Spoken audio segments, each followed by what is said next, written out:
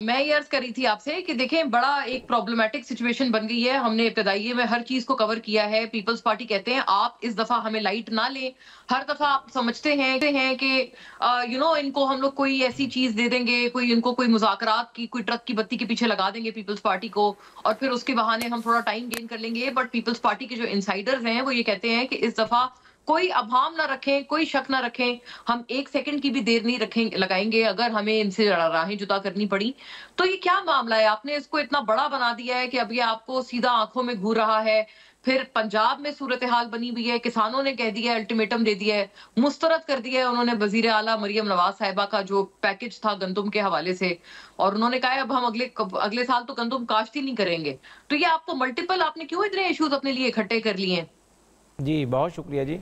आपके सवाल के 2 हिस्से हैं। पहले मैं पीपल्स पार्टी का जो कंसर्न है उस पर बात करूंगा, देन मैं फिर किसानों पर आऊँगा।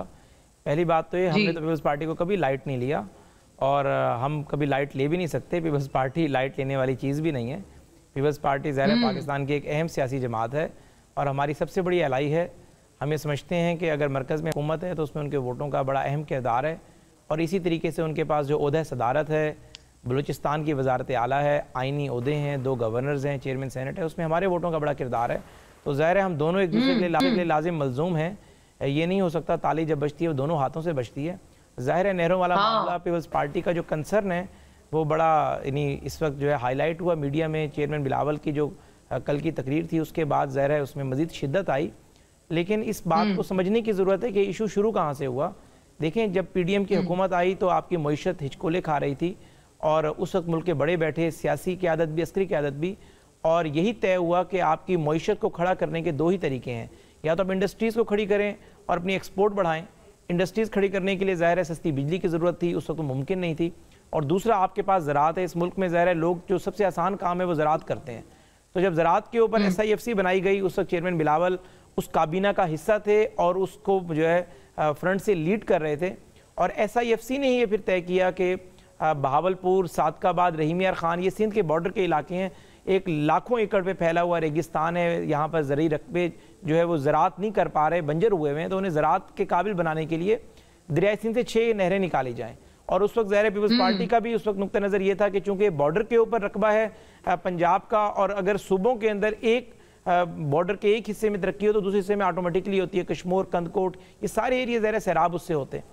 लेकिन ज़ाहिर है उस वक्त पीपल्स पार्टी ने कंसेंट दी और उसके बाद फिर आसिफ जरदारी साहब ने भी इसको ज़ाहिर है प्रिंसिपली एग्री किया।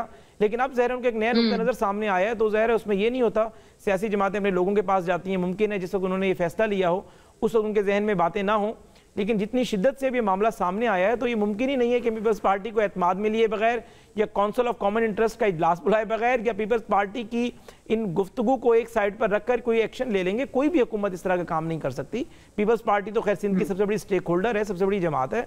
तो ज़ाहिर है दोनों तरफ से जो लफाजी वार है वो चल रही है, और ज़ाहिर एक शिद्दत वाला जो माहौल है, आप रिवर्ट कर रहे हैं। जो कल बिलावल साहब ने बात फरमाई ना, उन्होंने कहा कि बल्कि गालिबन परसों उन्होंने ये कहा ना कि आप अंधे बहरे हैं, इस्लामाबाद में बैठे हुए लोग, आप लोग यानी बिल्कुल अंधे बहरे नहीं है। नहीं, हम बिल्कुल भी अंधे बहरे नहीं। और चेयरमैन बिलावल इंतहाई संजीदा हमेशा बात करते हैं। मैं तो पॉलिटिकल साइंस के तालिब इल्म होने के नाते अक्सर कहता हूँ इंतहाई मैच्योर बात करते हैं, और मैं अक्सर औकात उनसे खुद सीखता भी हूँ नून लीग में होने के बावजूद। लेकिन कल की जो उनकी तकरीर थी मैंने बड़ी गौर से सुनी। मेरे ख्याल से वो एक अवामी इज्तिमा की तकरीर थी। वो चेयरमैन बिलावल की वो संजीदा वो नहीं थी जो वो ज़रा मुज़ाकरात जब मेज़ पर बैठते हैं। आज से 3 हफ्ते पहले भी चेयरमैन बिलावल और प्राइम मिनिस्टर शहबाज शरीफ साहब और पीपल्स पार्टी और मुस्लिम नून की सफ़े अव्वल की क़यादत बैठी थी। डेवलपमेंट का इशू था कि पंजाब में डेवलपमेंट का बजट उन्हें दिया जाए, उनके बाकी MNAs को अकोमोडेट किया जाए।